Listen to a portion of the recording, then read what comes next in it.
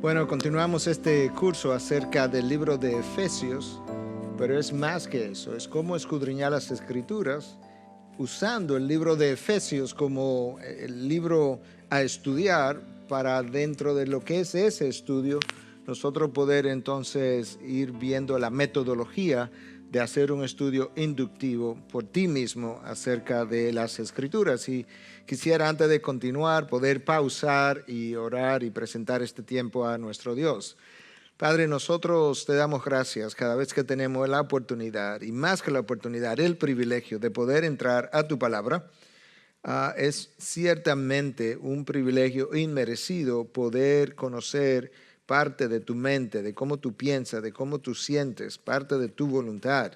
Cuando nosotros abrimos uno de estos libros de la palabra y nos exponemos a la luz que tú traes a través de ella.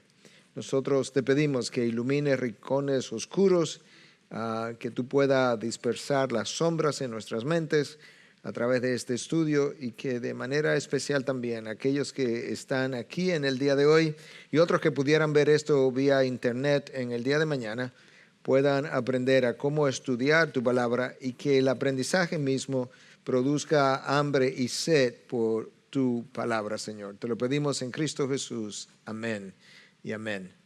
Bueno, continuamos, como dijimos, y en el día de hoy estamos entrando al capítulo 2 del libro de Efesios, un capítulo que está, al igual que el primero, lleno de bendiciones para nosotros, anunciadas de antemano, y otras que ya fueron completadas y que hoy en día continúan siendo aplicadas a los cristianos, a aquellos que hemos creído en Cristo Jesús. Yo he titulado este capítulo a las bendiciones de nuestra salvación, pero en realidad, como dijimos la primera vez, el libro de Efesios habla del principio a fin acerca de bendiciones que están disponibles para aquellos que hemos creído. Pero en particular, aquí nosotros vemos de qué forma Dios ha traído salvación a nosotros y cómo esa salvación, o la metodología, si pudiéramos decir, que Dios empleó es en sí misma una bendición. Lo que vamos a hacer, en vez de nosotros leer todo el capítulo 2, de principio a fin, que creo lo hicimos así la semana anterior o en la clase anterior, esta vez yo voy a estar tomando porciones más cortas del texto y haciendo algunas de las preguntas que estuvimos haciendo la primera vez para facilitar lo que es el aprendizaje a través de esta enseñanza. Entonces yo voy a comenzar con los primeros 3 versículos del libro de Efesios capítulo 2, y esto es lo que el texto dice. Y Él os dio vida a vosotros que estabais muertos en vuestros delitos y pecados, en los cuales anduvisteis en otro tiempo, según la corriente de este mundo, conforme al príncipe de la potestad del aire, el espíritu que ahora opera en los hijos de desobediencia, entre los cuales también todos nosotros en otro tiempo vivíamos en las pasiones de nuestra carne, satisfaciendo los deseos de la carne y de la mente, y éramos por naturaleza hijos de ira, lo mismo que los demás. Ese es el texto, y entonces lo que vamos a hacer es lo mismo que hicimos la primera vez. Vamos a hacer de entrada 2 preguntas. La primera es, ¿de qué habla el texto? Ese texto corto, ¿de qué habla? La segunda pregunta es, ¿qué dice el texto de eso de lo que está hablando? Entonces eso es lo que tenemos que identificar. Y nosotros pudiéramos hacer esto de varias maneras, pero una cosa que es buena, como dijimos la vez anterior, es poder leer más de una traducción. Y entonces poder subrayar o poner en un círculo palabras que podemos pensar pudieran ser claves a la hora de estudiar el texto. Y aunque lo vamos a ver un poco más adelante de otra forma, así de improviso, por así decirlo, yo quisiera que veamos algunas palabras que saltan a la vista como importante. Para comenzar, habla de que Dios nos dio vida. Eso es importante a nosotros. Y si Dios nos dio vida, eso implica que estábamos muertos, tal cual el texto lo dice, y que como yo acabo de subrayar. Pero luego me dice que yo estaba muerto en delitos y pecados, de manera que me califica en cierta medida de qué forma es que yo estaba muerto. Entonces tengo que pensar en esas 2 palabras, delitos y pecados. Luego me dicen, los cuales anduvisteis en otro tiempo, de manera que está hablando del tiempo pasado, según la corriente de este mundo. Bueno, eso es importante, porque yo tengo que identificar cuál es esa corriente. Luego me habla que esa corriente de este mundo es conforme al príncipe de la potestad del aire, el espíritu que opera en los hijos de desobediencia. Bueno, eso tiene que ver conmigo. Entonces, en el versículo 3, entre los cuales también todos nosotros en otro tiempo vivíamos, tiempo pasado, en las pasiones de nuestra carne, de manera que lo que sea que la carne significa, esa carne tiene pasiones. Tenemos que ver más adelante lo que la carne significa. Satisfaciendo, así vivíamos, los deseos de la carne y de la mente. De la manera que aquí no solamente se menciona la carne, pero se menciona la mente de forma particular. Y éramos por naturaleza hijos de ira. Yo tengo que ver qué es eso.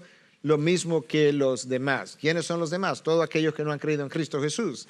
Esto describe la situación o la condición del creyente antes de conocer a Cristo. Nota que se dice antes vivíamos, como que ya no vivimos. Entonces le está hablando a creyentes, pero le está hablando a creyentes de en qué condición estaban o en qué condiciones estaban antes de llegar a ser una persona nacida de nuevo. Entonces aquí están las dos preguntas iniciales. ¿De qué habla el texto? Y la respuesta de nuestra condición antes de conocer a Cristo. Ya yo incluso aludí a esa porción o a esa respuesta.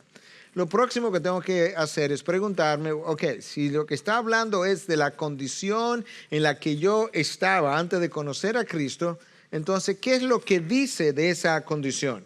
¿Qué dice el texto de nuestra condición? O dicho de otra manera, ¿qué dice el texto de eso de lo que está hablando? Bueno, aquí nosotros tenemos las respuestas a las cuales ya hemos aludido.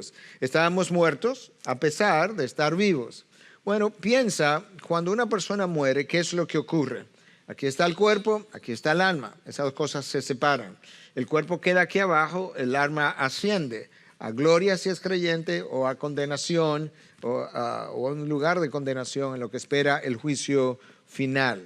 Entonces eso lo vamos a ver un poquito más adelante cuando hablemos de definición de términos. Pero por ahora lo que estamos viendo de manera global, superficial, panorámica, algunas cosas que están en el texto. Entonces estábamos muertos. ¿De qué manera yo estaba muerto? Pues yo tengo que seguir cuestionando el texto. Bueno, estábamos muertos en delitos y pecados. Yo tengo que saber un poco más de esas dos palabras porque es así que estábamos muertos. Vamos a seguir hablando un poco, cuestionando un poco más el texto. ¿Qué causó que anduviéramos así? Porque andábamos según las corrientes de este mundo. Entonces, o andamos conforme a los deseos de la carne. ¿Qué causó que andáramos conforme o de esta forma? Bueno, por un lado, el texto me dice que copiamos la corriente de este mundo. ¿Por qué hablamos de copiar la corriente de este mundo? Porque el texto habla de que vivíamos, según la corriente de este mundo. En otras palabras, yo vivo en ese mundo, yo copié, yo abracé sus valores, su estilo de vida, su cosmovisión, y debido a que hice eso, yo comencé a andar conforme a esa corriente. Pero también me dice que andábamos en un espíritu de rebelión. De manera que lo que causa mi comportamiento de antivalores y contrario a la palabra de Dios es una influencia que el mundo me ejerce, pero también es un espíritu de rebelión que existe en mí. Pero el texto también me habla de que íbamos conforme al príncipe de la potestad del aire. Bueno, ese príncipe de la potestad del aire, yo creo que la mayoría sabe, o si no todos, que se refiere a Satanás. Lo que el texto está ayudándome a entender es que ese Satanás o príncipe del aire ejerce una influencia sobre los sistemas del mundo y controla el mundo justamente a través de sus sistemas de educación, sus sistemas de desarrollo, sus sistemas de cultura, a través de la creación de una cosmovisión pagana o secular, de manera que Satanás no nos controla principalmente a través de la posesión, aunque hay individuos que han sido controlados de esa manera, sino que Él es más astuto que eso. Cuando Él posee a una persona, Él solamente está controlando a esa persona. Pero Satanás está haciendo algo más que eso. Él está controlando los sistemas en medio de los cuales nosotros vivimos, crecemos, existimos, por así decir. Y entonces, al controlar esos sistemas, en un sistema de educación influencia a millones de personas. ¿Por qué? Porque está introduciendo una agenda secularizada. Y entonces también el texto que leímos nos dice que vivíamos arrastrados por los deseos de la carne, y de la mente. La carne, la naturaleza, vamos a hablar un poquito de lo que es la carne, pero la carne tiene deseos típicos de lo que es la naturaleza humana. Ahora, esos deseos creados por Dios, de hecho, no hay un solo deseo que Dios no haya creado. Lo que ocurre es que ese deseo que Dios creó de manera santa, el hombre en su pecado lo ha pervertido. Y esa era la idea de C.S. Lewis, que decía que Satanás no ha creado un solo deseo, que todos los deseos que nosotros poseemos han sido creados por Dios, pero pervertidos por la caída del ser humano. En esa condición en la que nosotros vivíamos, en esa condición en la que nosotros nos encontrábamos, no éramos otra cosa que hijos de ira. Y vamos a definir esa ira. Pero tú puedes ver que nosotros tenemos ahora una terminología de corriente de este mundo que entender, y dijimos ya algunas cosas: espíritu de rebelión, el príncipe de la potestad del aire, lo que es el concepto de la carne, lo que es el deseo de la carne y de la mente, y lo que implica el ser hijo de la ira. Entonces vamos a hablar un poquito de análisis de términos. Y yo lo hice de esta manera a propósito, porque lo primero que tú quieres hacer con un texto es simplemente subrayar las palabras que te llaman la atención. Ya hicimos eso, subrayamos a muerte, delitos, pecados. En otro momento subrayamos a, ¿qué cosa? Corriente de este mundo, el príncipe de la potestad del aire, deseos de la carne y de la mente. Fuimos como haciendo círculo alrededor de esas palabras.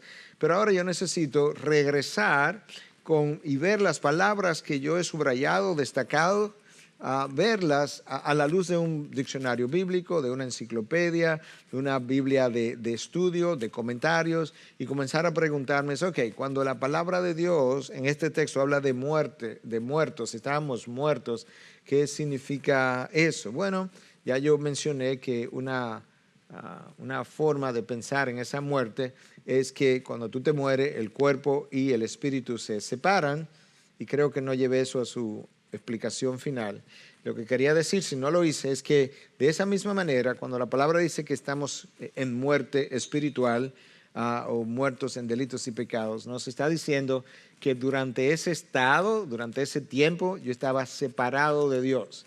El cuerpo y el alma se separan al morir. De esa misma manera, Dios y el hombre están separados en su muerte espiritual, lo que implica que él no le interesa a Dios, no le interesa cómo Dios piensa, cómo Dios siente, no le interesan sus valores, porque él está separado de Dios, pero él está unido con el mundo. Por tanto, del mundo sí él tiene interés en conocerlo, conocer cómo piensa, cómo la gente, qué es lo que la gente aprueba, qué es lo que el profesor en una universidad, en un colegio aprueba para yo pensar como él, cómo piensan las personas que yo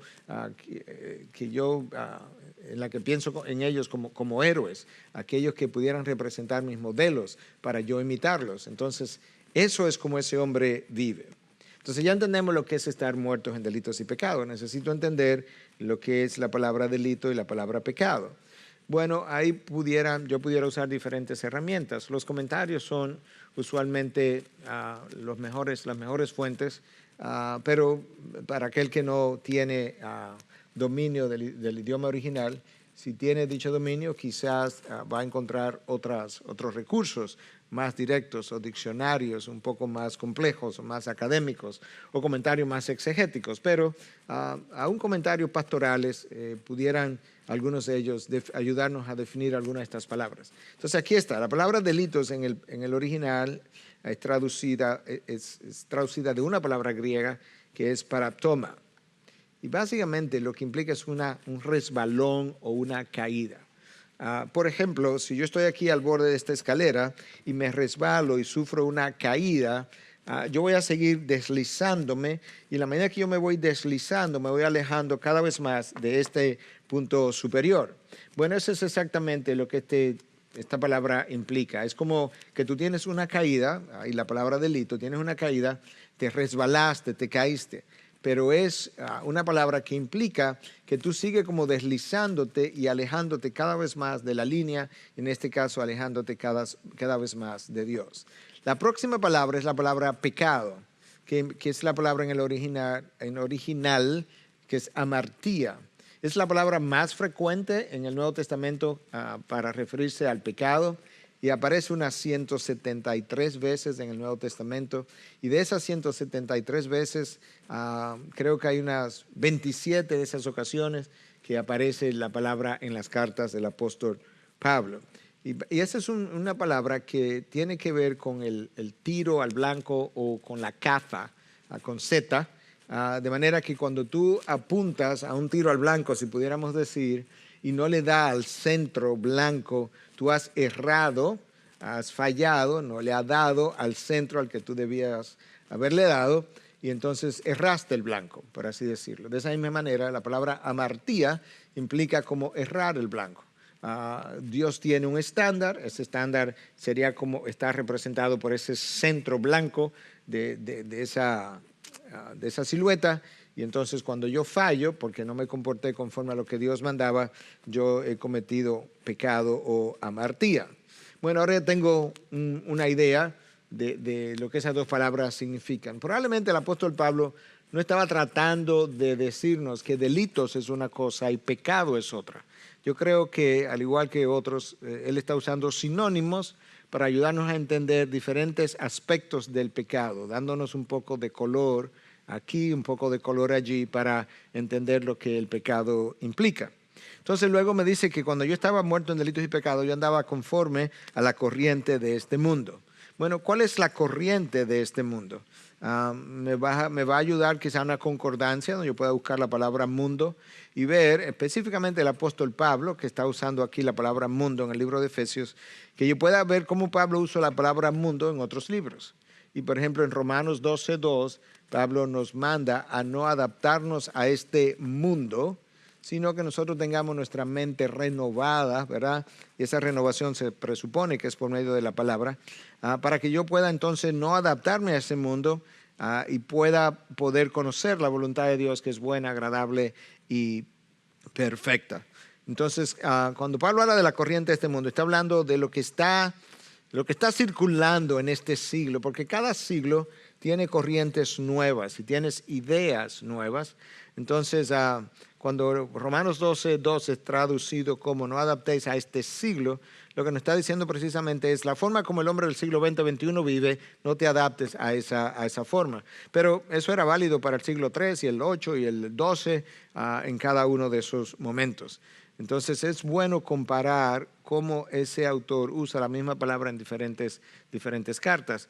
La palabra mundo tiene diferentes connotaciones. A veces la palabra mundo implica todo el universo, a veces implica este globo terráqueo, pero muchas veces implica básicamente las corrientes del mundo, las formas filosóficas, las religiones de ese momento, la forma de pensar, la moralidad de ese tiempo, la cosmovisión de ese tiempo. Entonces ahí tenemos un poquito más de entendimiento. Seguimos analizando textos. Príncipe de la potestad del aire. Bueno, si tú buscas la palabra príncipe en el Nuevo Testamento, porque puede aparecer significando múltiples cosas también en el Antiguo, pero tú vas a encontrar que Juan, por ejemplo, en 16:1, habla del príncipe también de este, no de este mundo, pero de la potestad del aire, potestad del aire en Efesios, y el príncipe de este mundo en Juan 16:11. Entonces lo que Pablo me está diciendo es que yo andaba conforme a la corriente de este mundo, o que mi forma de caminar en este mundo podía ser explicada por varias cosas. Número uno, copié las corrientes del mundo, los valores del mundo, las filosofías, la cosmovisión de este tiempo. Dos, que estaba bajo la influencia de este príncipe que no es otro que Satanás, que controla los sistemas del mundo, de lo cual ya hablamos, que también yo estaba respondiendo a los deseos de la carne. La palabra carne ahí en el Nuevo Testamento es sarx, Y esa palabra tiene múltiples, quizás 10, 12, 15 significados o traducciones distintas. En un momento dado puede significar vida, en un momento dado puede significar esta carne física en la que yo estoy. En otro momento dado puede significar la naturaleza pecadora que nosotros heredamos de Adán y Eva. Entonces, en otro momento significa esto, la inclinación natural de la naturaleza pecadora. Valga la redundancia, naturaleza. La inclinación natural de la naturaleza pecadora. La inclinación más frecuente que mi carne tiene cuando siente el deseo y que no siendo cristiano voy a responder a ese deseo. Y la mente también tiene ideas, tiene fantasías, tiene cosas que hacen, que se combinan con los deseos de la carne y terminan produciendo una conducta en particular. Bueno, de eso que Pablo está hablando. Eso explica mi estilo de vida. La influencia que ejerce el mundo sobre mí, los deseos de la carne, los deseos de la mente y sus pensamientos, el príncipe de la potestad del aire, que influencia también el sistema en el que yo vivo. Y todo eso me hace un hijo de la ira. No un hijo de Dios, sino un hijo de la ira. Entonces, tengo que de nuevo quizá buscar la palabra ira en un diccionario, en una enciclopedia, quizá en una Biblia de estudio me puede ayudar un poquito al pie de página, un comentario a ver qué es eso. Pero en la palabra de Dios nosotros somos o hijos de la ira o hijos de Dios. No hay un término intermedio. Entonces, antes de ser hijos de Dios, no todo el mundo es hijo de Dios. Todo el mundo es criatura de Dios. Recuerda que Juan 1, 12 y 13 habla de que aquellos que le recibieron, aquellos que creyeron en su nombre, a ellos Dios les dio el derecho de llegar a ser hijo de Dios. De manera que si tengo que llegar a ser, es verdad, porque no lo era. Entonces, ¿qué yo era antes de ser hijo de Dios? Bueno, hijo de la ira. Y bueno, ¿qué implica eso? Bueno, implica lo siguiente. La ira de Dios es esa reacción que Dios tiene cuando su santidad se encuentra con la pecaminosidad, si pudiéramos decir. Juan 3, Juan 3, 36 dice que el que cree en el Hijo tiene vida eterna. ¿Okay? O sea, creíste en el Hijo, tiene vida eterna. Pero el que no cree en el Hijo, o el que no obedece al Hijo, mejor dicho, dice el texto, la ira de Dios permanece sobre él. El juicio, la condenación con la cual tú naciste, permanece contigo hasta el día en que tú crees en Cristo y nace de nuevo. Hasta ese momento tú eres hijo de la ira, porque tú eres un hijo, un descendiente que está viviendo, un descendiente de Adán y Eva, que está viviendo bajo la ira de Dios o la condenación que vino al mundo fruto del pecado de Adán y Eva. Entonces ahora puedo entender esos términos que estaban ahí. Con el próximo texto vamos a hacer algo similar. Lo vamos a leer entero. Vamos a ver entonces algunas cosas que quisiéramos destacar del texto de manera panorámica, algunas palabras claves, y luego vamos a tratar de analizar algunos de los términos. Entonces comienzo leyendo. Pero Dios siempre subraya, pone en un círculo la palabra pero, porque el pero establece un contraste. Entonces lo que Pablo está haciendo ya en el versículo 4, él está contrastando la condición de maldad del ser humano que no conoce a Cristo, la forma como él anda, los deseos de la carne, los deseos de la mente, cómo él anda en esa corriente de este mundo. Él está contrastando esa iniquidad contra lo que él va a decir ahora de Dios. Está la maldad del hombre y ahora va a venir la bondad de Dios. Y por eso que el pero es importante. Pero Dios, en otras palabras, a pesar de esa condición del ser humano, Dios es distinto. Es rico en misericordia por causa del gran amor con que nos amó. Ya he mencionado dos atributos de Dios, su gran misericordia y también su gran amor. Aun cuando estábamos muertos en delitos y pecados, de eso habla el texto anterior. O sea, aun cuando el texto anterior, versículo 1, 2 y 3, habla de esto, Dios, debido a su misericordia y a su amor, nos dio vida. Pero no nos dio vida solos en nosotros mismos, sino juntamente con Cristo. Recuerda que la frase en Cristo aparece múltiples veces en Efesios. Y de hecho aparece múltiples veces en Efesios 1. Bueno, aquí no dice en Cristo, pero es similar. Fuimos fuimos o recibimos vida juntamente con Cristo. Por gracia, eso es una palabra clave, habéis sido salvados. Y con Él nos resucitó. Y con Él nos sentó, nota, con Cristo, con Él nos sentó en los lugares celestiales. Bueno, eso es importante porque se supone que yo estoy sentado en lugares celestiales en este momento. Pero nota cómo, en Cristo Jesús. Es en Cristo que estoy sentado. Si no estoy en Cristo, no estoy. ¿Dónde está Cristo? Allá arriba. Por eso que estoy sentado en lugares celestiales ya, porque es posicionado en Cristo que yo estoy.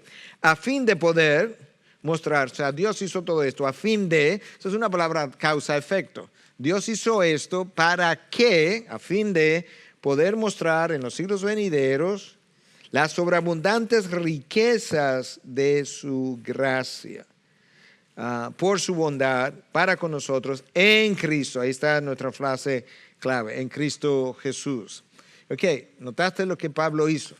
Presentó en 3 versículos, 1, 2 y 3, la maldad del hombre, la iniquidad del corazón del hombre, para presentar entonces en los versículos 4, 5 y 6, 7, 4 versículos, la diferencia entre ese corazón malo del hombre y el corazón bondadoso de Dios.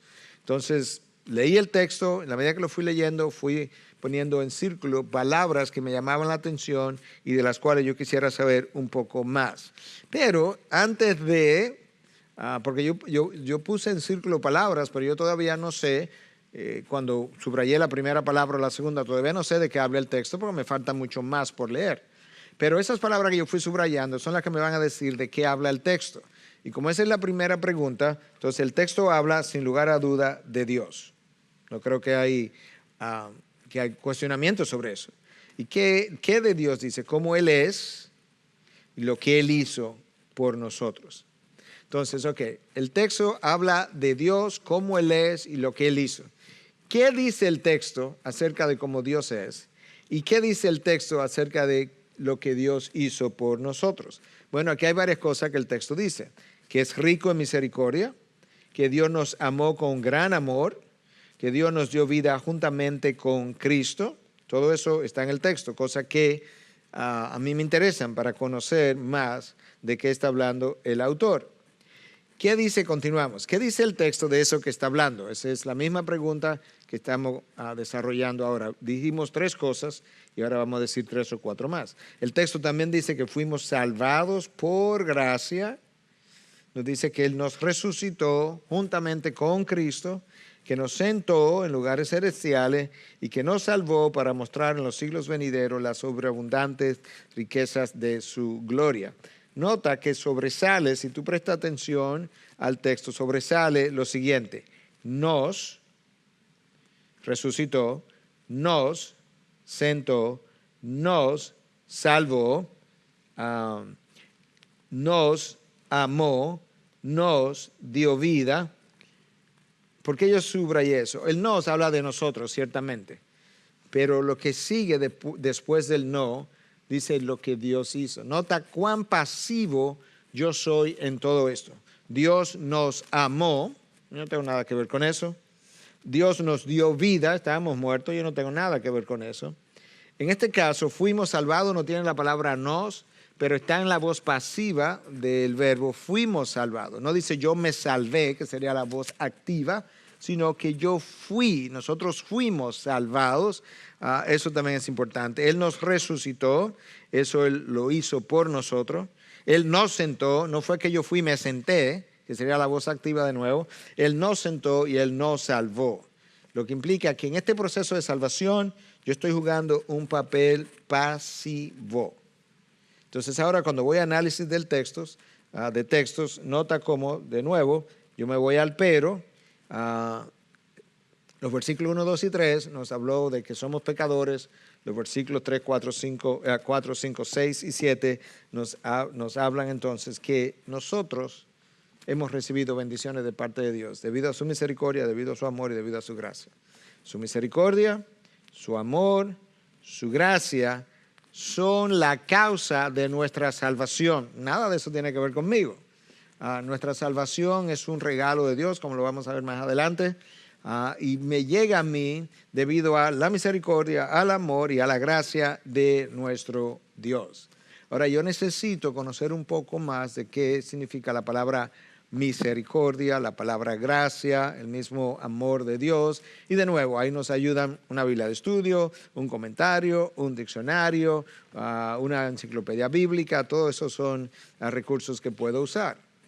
Diferentes autores se refieren a la palabra misericordia y a la palabra gracia de diferentes maneras.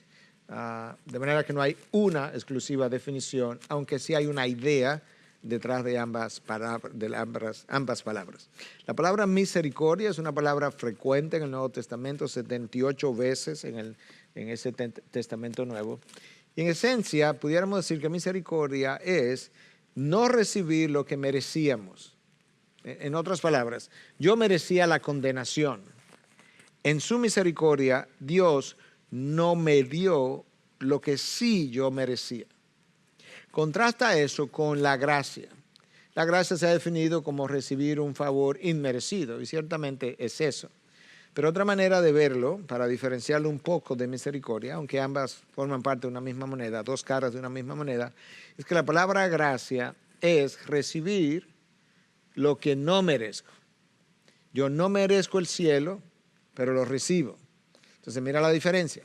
Yo merezco el infierno, pero no lo recibo. Eso es misericordia. Gracia es que yo recibo lo que no merezco. Yo no merezco la gloria, pero la recibo, y la recibo por gracia. En una ocasión, eso es una historia, no sé si fue real, pero ilustra el punto. En una ocasión, un padre había prohibido a su hijo menor que no fumara, y él lo encontró fumando en una ocasión y habló con él y le dice: hijo, tú sabes que estoy decepcionado con tu conducta y tú mereces 3 correazos. Y el hijo había sido instruido en una manera de educación que frecuentemente el niño responde al padre, que dado lo que él fue instruido, lo que él le fue enseñado, él dice: sí, padre, yo merezco 3 correazos. Entonces el padre fue y le dio uno solo. Y al final de la tarde, entonces se lo llevó a comer helado.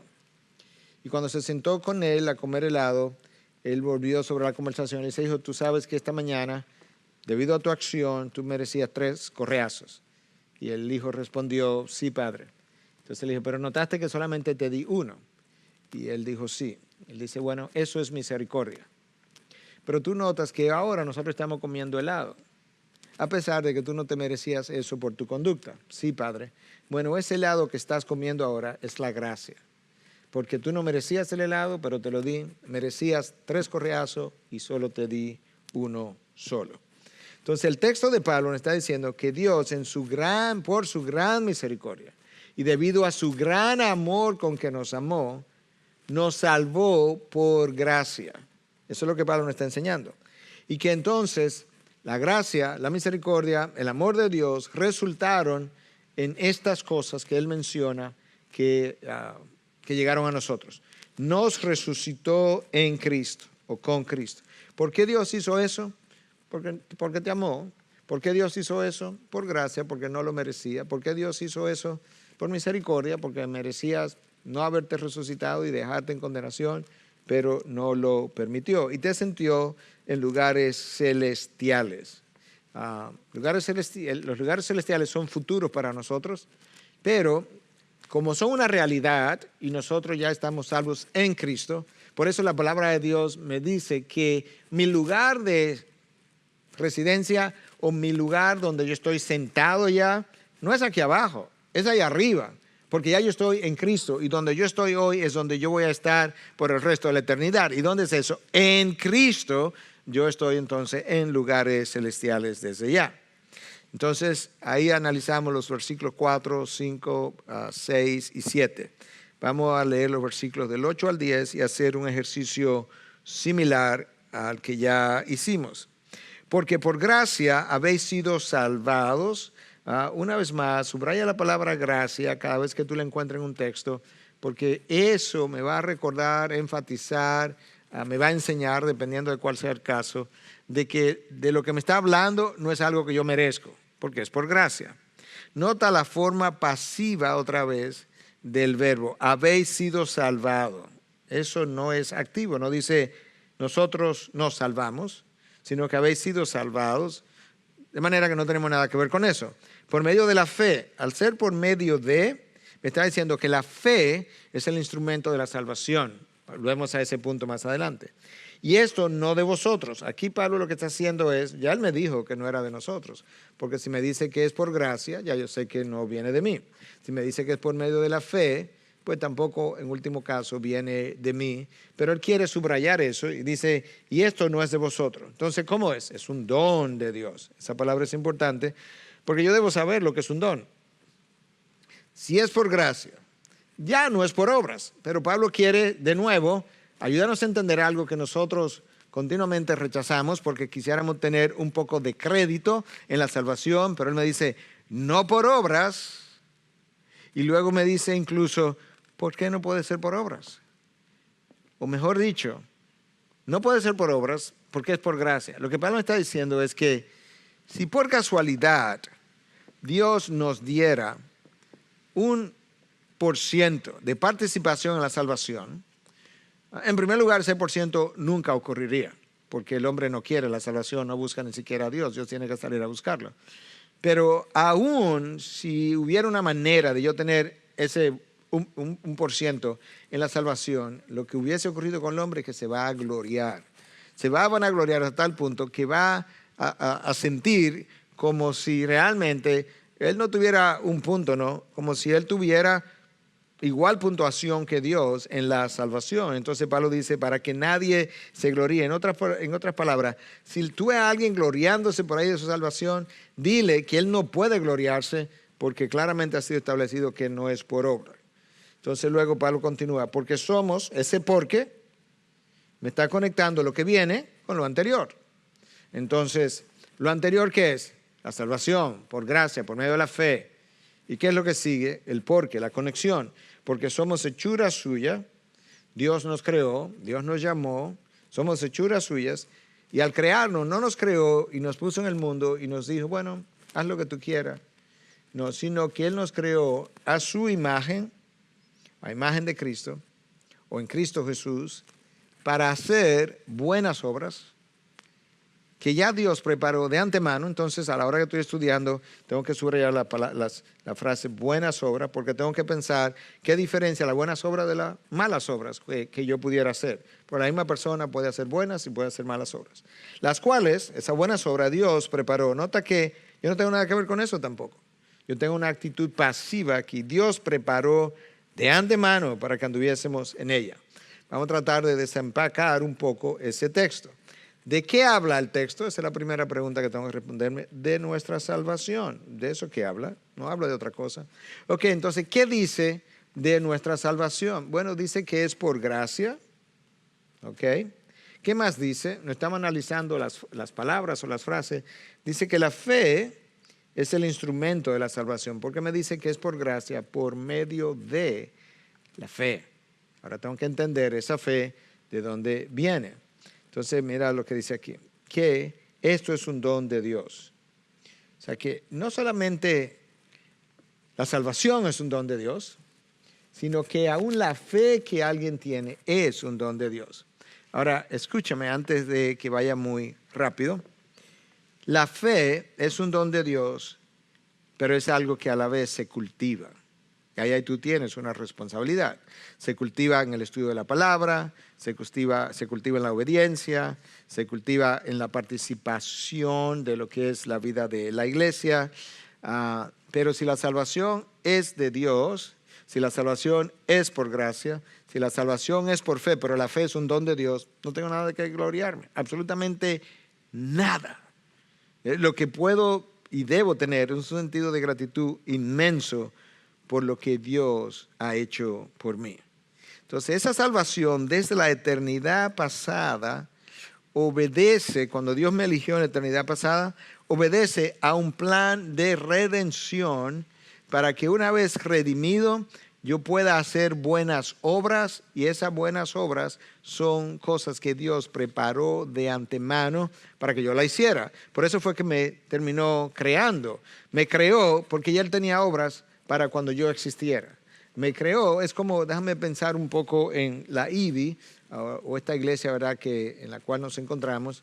Esta iglesia, en último caso, no corresponde a mi obra, ni la obra del grupo pastoral, del consejo pastoral, ni la obra del conjunto de ustedes. No, no, no. Esto es una obra que Él preparó de antemano, que existiera en este lugar, para que en un momento dado Él pudiera levantar un pastor y eventualmente más pastores, y luego traer ovejas y formar esta iglesia en la que estamos. Él preparó esa obra, y si Él preparó esa obra, Él trae la gente, Él trae los recursos humanos, económicos, Él provee la propiedad para hacer lo que su mente concibió de antemano que ocurriera. Por eso me crearon, porque yo era parte de este cuerpo de Cristo. Por eso te crearon, porque tú estás supuesto a ser parte de este cuerpo de Cristo. Y si Dios te hizo para que sea parte de este cuerpo de Cristo, tú tienes que participar en ese cuerpo para el cual Él te creó, porque esa fue una parte de la intencionalidad de Dios al crearte.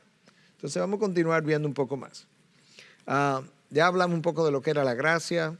Ahora no hemos definido todavía lo que es la fe, porque dice que la salvación es por gracia, por medio de la fe. La fe es una palabra sencilla que implica confianza depositada en Cristo. De manera que yo soy salvo porque Él me elige. Dios por gracia me da salvación. Ya soy salvo. Después que Dios me da salvación, que mi mente ha sido iluminada, que yo he pasado de la muerte a la vida, yo adquiero la capacidad de poder elegir a Dios. Y un día estoy sentado en una iglesia, estoy hablando con una persona que me presenta el Evangelio, yo creo, y después que ya nací de nuevo, con mi voluntad ahora liberada, yo puedo depositar mi fe en Cristo Jesús. Yo voy a depositar mi fe en Cristo Jesús como Señor y Salvador, pero lo voy a hacer porque ya por gracia me han traído de la muerte a la vida y mi voluntad ha sido liberada. Los reformadores entendían que la salvación necesitaba de tres componentes. Y ellos hablaban de notitia, he hablado de esto en otras ocasiones, que implica conocimiento. Yo tengo que tener conocimiento de quién Cristo es, de la misión que Él trajo, su programa de salvación y redención. Eso es notitia. Estas son palabras latinas porque se usaban mucho en la época de la Reforma. Yo necesitaba también ascensus, que es asentir. De manera que yo necesito saber que Cristo es el Salvador del mundo. El diablo sabe eso. Yo necesito asentir, no solamente saberlo, sino estar de acuerdo que Él es el Salvador del mundo. Satanás y sus demonios saben eso. De manera que hasta ahí, yo y un demonio en cuanto a la salvación, si eso es lo único que creo, eso es lo único que he hecho, no nos diferenciamos. Pero ellos hablaban de que también necesito fiducia. Y fiducia es confianza depositada en Cristo.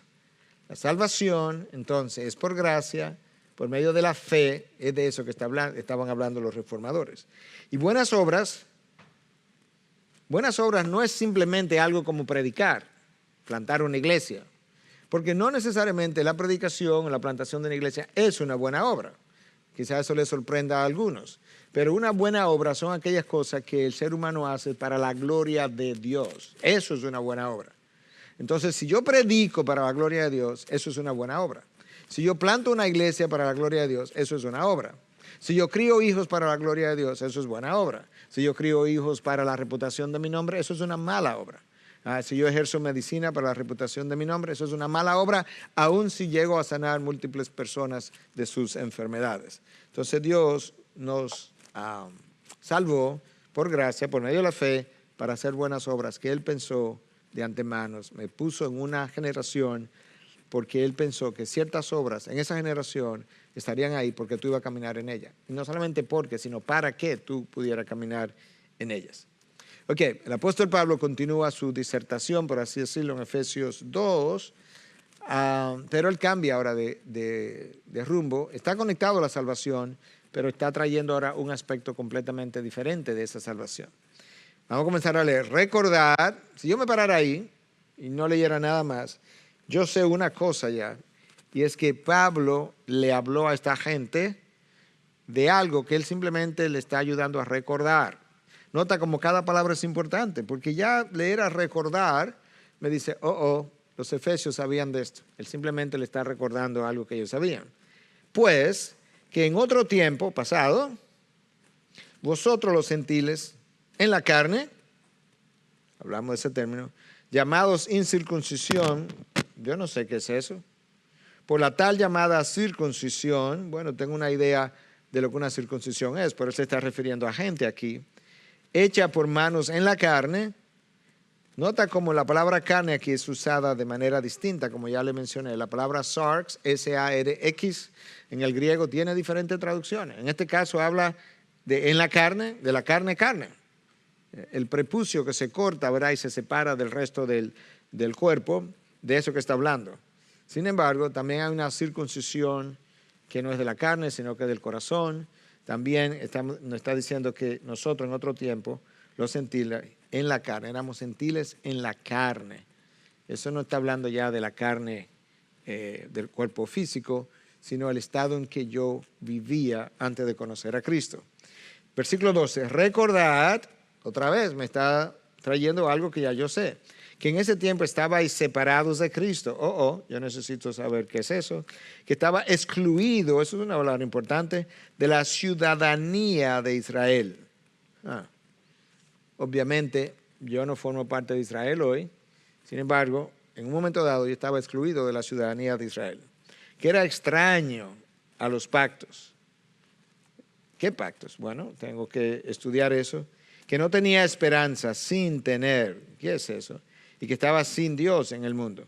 Pero Dios no es omnipresente, sí, pero yo estaba sin Dios, porque estaba separado de Él. Pero, ahí está otro pero, tú tienes que prestar atención, porque Él va a contrastar lo que se acaba de decir con lo que va a seguir. ¿Qué es lo que se acaba de decir? Me está hablando de que hubo un tiempo en que yo era extraño a los pactos de la promesa, que era un tiempo en que yo estaba separado de Cristo, que había un tiempo que yo estaba fuera de la ciudadanía de Israel, pero, en otras palabras, lo que viene ahora es lo contrario de lo que se acaba de decir. Ahora, en Cristo Jesús, esa es nuestra palabra clave, vosotros que en otro tiempo estabais lejos, habéis sido acercados. Estábamos lejos, pero ahora habéis sido acercados. ¿Cómo? En Cristo Jesús. No vamos a parar ahí en el versículo 13. Estamos viendo el 11 al 13 nada más. ¿De qué habla el texto que yo te acabo de mencionar? Bueno, si yo conozco o estudio, ahora me pongo a estudiar, y descubro que la palabra circuncisión en este contexto implica a los judíos, y la palabra incircuncisión implica a los gentiles, una Biblia de estudio, un diccionario, una enciclopedia, un comentario, en cualquiera de esas cosas yo pudiera encontrar información de este tipo. Entonces nota que lo que dice, en otro tiempo vosotros los gentiles, en la carne, llamados incircuncisión, había un grupo de gente que nos llamaba a nosotros los gentiles incircuncisión. ¿Por qué? Porque los gentiles no se circuncidaban, eran los judíos. Entonces, ¿quiénes nos llamaban así? Por la tal llamada circuncisión. ¿Y quiénes eran la tal llamada circuncisión? Los judíos, porque ellos eran los que se circuncidaban. Entonces, la tal llamada circuncisión, los judíos, nos llamaban a nosotros los gentiles incircuncisos. Entonces, en ese momento, en ese estado, yo estaba separado de Cristo, separado de los pactos, separado y extraño a la ciudadanía de Israel. No tenía esperanza, estaba sin Dios. ¿De qué está hablando el texto? Que sería la pregunta. Otra vez, de nuestra condición antes de venir a Cristo. Pero ya no está hablando de la condición de rebelión que ya vimos, en la que yo me encontraba antes de venir a Cristo, sino que me está hablando de mi no relación con Dios y sus promesas y su pueblo. Por eso es que habla que éramos extraños de la ciudadanía de Israel. Claro, porque estaba separado del pueblo de Dios. Me dice que yo era extraño a sus pactos. Claro, porque Dios hizo un pacto con Abraham y de Abraham salió el pueblo judío. Ese pacto no se aplicaba a mí porque yo era gentil, yo era incrédulo. Entonces, por eso es que me está diciendo lo que me está diciendo. Pero Pablo está ayudándome a ir en una dirección. Entonces, ya sé que el texto habla de nuestra condición antes de venir a Cristo en relación a Dios, su pueblo, sus pactos. Entonces, ¿qué dice de eso que está hablando? Bueno, ya yo le mencioné esto. Nosotros éramos llamados incircuncisión, los judíos eran llamados circuncisión, estábamos separados de Cristo. ¿Qué más? excluidos, que es lo mismo que separados de la ciudadanía de Israel, ya lo mencioné, extraños a los pactos, sin esperanza y sin Dios. Ya hablamos de todo eso, de manera que no voy a abundar. Pero ahora, el texto dice que hemos sido acercados a Cristo. Bueno, si hemos sido acercados a Cristo, entonces hay cosas que tienen que pasar. Porque cuando yo no estaba cerca de Cristo, no tenía la ciudadanía de Israel, no tenía la familiaridad con los pactos, ni las bendiciones de los pactos, no tenía a Dios y no tenía esperanza. Análisis de los términos, ya lo hicimos, circuncisión, incircuncisión, excluido de la ciudadanía de Israel, claro, porque ese era el pueblo de Dios, y si ese era el pueblo de Dios, y yo no formaba parte de él, yo estaba excluido de esa ciudadanía, entonces yo era extraño a los pactos, ¿por qué? Ya yo le expliqué, los pactos fueron hechos con Noé en un momento dado, con Abraham, con David, a través del descendiente del hijo de la promesa, Abraham, Isaac. Bueno, los gentiles no vienen de ese árbol genealógico y por tanto nosotros éramos extraños a los pactos antes de venir a Cristo. Y obviamente, si no estábamos en Cristo, estábamos separados de Él, no teníamos esperanza. Ahora, en la parte final, ya para concluir, vamos a leer del versículo 14 al 22, porque las cosas cambian. Eso era como yo era antes, pero las cosas cambiaron porque ahora yo estoy en Cristo. ¿Qué pasó? Porque Él mismo es nuestra paz. ¿Quién es Él? Cristo. Quien de ambos pueblos, ¿quiénes son esos ambos pueblos? El pueblo judío, el pueblo gentil. Hizo uno. O sea que Dios nos unió. ¿Y cómo lo hizo? Derribando, ahí hay palabras claves, la pared intermedia de separación. Ok, ¿cuál era esa pared intermedia de separación? Bueno, ahí está. Aboliendo en su carne, ¿de quién está hablando? Aboliendo en su carne. Está hablando de Cristo, porque Cristo que ha abolido esa pared, dice el texto. Entonces, Cristo abolió en su carne. ¿Qué quiere decir eso, que abolió en su carne? Cuando Él se encarnó, cuando Él se hizo hombre. Entonces, Él vino y se hizo hombre. Y cuando se hizo hombre, vivió en completa obediencia a la ley de Dios. Se sacrificó en la cruz, derramó sangre, resucitó. En la carne, Cristo unió entonces, o sea, por el trabajo que hizo cuando se encarnó, al pueblo judío y al pueblo gentil. ¿Y qué pasó cuando eso? Bueno, que se abolió o terminó la enemistad que había entre esos dos pueblos. La ley de los mandamientos expresados en ordenanzas. ¿Qué ley es esa? La ley del Antiguo Testamento, expresado en ordenanzas. Cristo abolió eso. Y lo hizo para crear en sí mismo, ¿en quién? En Cristo. Recuerda que es en Cristo que estamos existiendo, que hemos sido resucitados. Entonces, para crear en sí mismo de los dos, de los judíos y de los gentiles, un nuevo hombre. Pero cuando habla de un nuevo hombre, no está hablando de un ser humano, sino que figurativamente está hablando de esa unión entre los hombres, entre el pueblo judío y el pueblo gentil, estableciendo así la paz. Los judíos y los gentiles vivían en enemistad uno con otros, se odiaban. ¿Y para qué fue eso? Para reconciliar con Dios a los dos en un cuerpo por medio de la cruz. Ahí está, claramente expresado. Primero lo dijo que en su carne Cristo unió a los dos. Y dije que eso tenía que ver con su trabajo como ser humano. Ahora dice que Cristo unió a ambos pueblos por medio de la cruz, todavía más claro. Entonces, ¿qué pasó por medio de la cruz? Le dio muerte a la enemistad entre ellos dos y vino y anunció paz a vosotros que estabais lejos. Nosotros estábamos lejos de ¿qué cosa? De los pactos, de la ciudadanía de Israel, de Dios mismo, y paz a los que estaban cerca. ¿Quiénes eran ellos? Los judíos. Porque por medio de Él, ese Cristo, los unos y los otros, judíos y gentiles, tenemos nuestra entrada al Padre en un mismo espíritu. Así pues, ya no soy extraños ni extranjeros.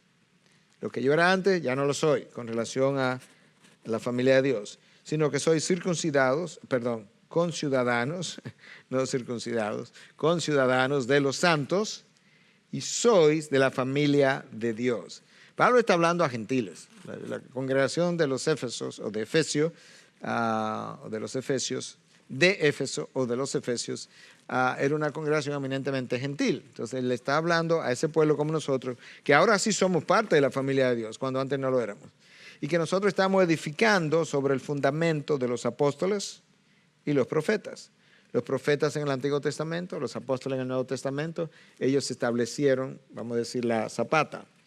Entonces estamos edificados sobre el fundamento, eso fue lo que ellos trajeron, el fundamento de los apóstoles y profetas, siendo Cristo Jesús mismo la piedra angular. Vamos a hablar de eso en un momentito. En quien todo el edificio bien ajustado y creciendo para ser un templo santo en el Señor, en quien también vosotros sois juntamente edificados para morada de Dios en el Espíritu. Ok, ¿de qué está hablando el texto? Que Dios hizo un solo pueblo de los judíos y los gentiles.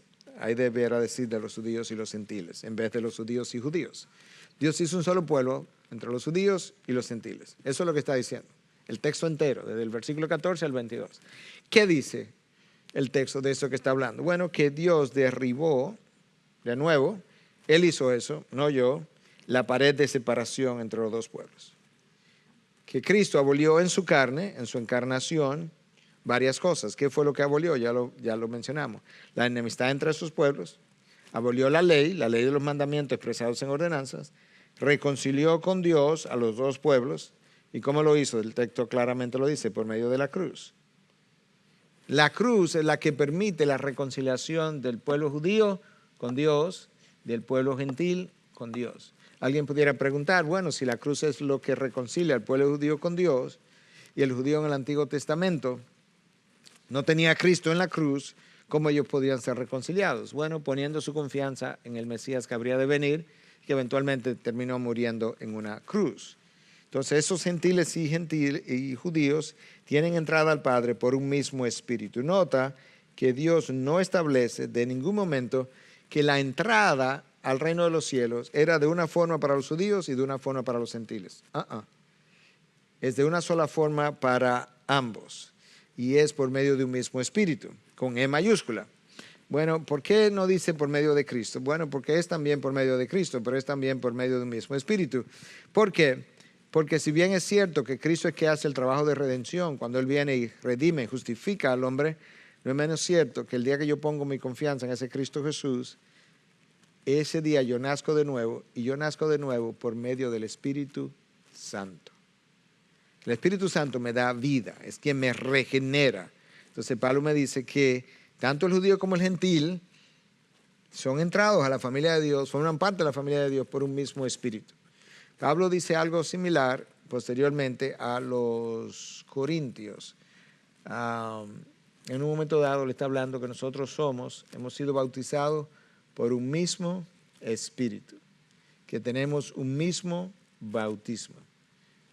Pablo está ayudándonos a entender que hay una sola forma de llegar a Dios, por medio del Espíritu, por medio del mismo bautismo. Tanto el bautismo del Espíritu, el día que yo llego a nacer de nuevo, como el bautismo de las aguas cuando yo testifico a mis demás hermanos de mi salvación. Estamos edificando sobre el fundamento de los profetas, Antiguo Testamento, y de los apóstoles.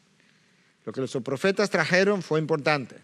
Luego de los profetas vinieron los apóstoles, que establecieron la doctrina para el Nuevo Testamento y que revolucionaría obviamente el judaísmo, porque el judaísmo era simplemente la introducción, el lobby, por así decirlo, la antesala al cristianismo.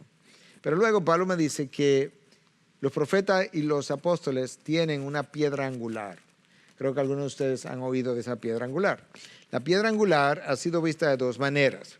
Una primera piedra importante que se colocaba y que permitía que las demás piedras fueran colocadas en relación a esa primera piedra. Cristo es esa piedra angular. Los apóstoles y los profetas pueden construir el fundamento, pero hay una piedra principal que es la que le da sostenimiento al edificio entero. Pero también la piedra angular ha sido vista de otra manera. Los arcos en la antigüedad no eran hechos como nosotros tenemos arcos hoy, que lo hacemos primero de varilla, ¿verdad? Algo metálico, y luego vaciamos el concreto y al final eso se seca y queda formado ese arco. No, en la antigüedad las piedras iban siendo colocadas y sostenidas obviamente aquí debajo mientras se colocaban las piedras en esa posición. Pero esas piedras no estaban sujetas con varilla ni estaban sujetas con cemento. Cemento solo la deja caer. Las varillas no se conocía ese sistema de construcción y tenía la metodología para hacerlo, sino que había una última piedra aquí donde esta parte del arco se va juntando con esta parte del arco y ahí hay un hueco. Ahí había una última piedra que se colocaba de manera apretada, que al entrar apretaba este lado izquierdo y apretaba este lado derecho porque era forzada a entrar, y ahora ninguna de las piedras o de las rocas se podía mover. Era así de apretada. Entonces muchos llamaban a esa piedra la piedra angular. La piedra que si tú la quitas se cae el arco entero, y si se cae el arco entero se cae la edificación. Entonces a eso que se estaba refiriendo según algunos cuando habla de la piedra angular.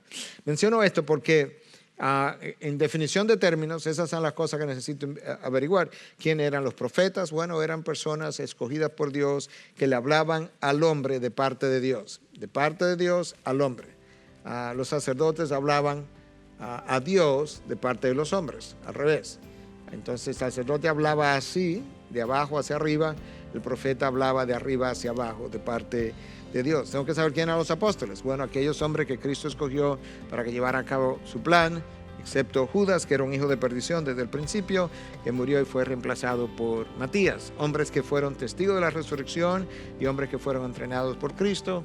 Esos criterios están en Hechos 1, versículos 21 y 22, y tú lo puedes leer. Entonces, análisis de términos. Ya yo entré en esto y por eso voy a ir muy rápido. Abolió en su carne la encarnación de Cristo. La ley de los mandamientos, él abolió la ley del Antiguo Testamento. La entrada es por un mismo espíritu, expliqué sobre eso. Tengo que hablar acerca de los apóstoles y los profetas y definir lo que era la piedra angular. Y ahora tú puedes ver realmente cómo tú puedes ver cómo tú, haciendo preguntas y analizando términos con algunas herramientas, obviamente, tú puedes estudiar la Biblia por ti mismo.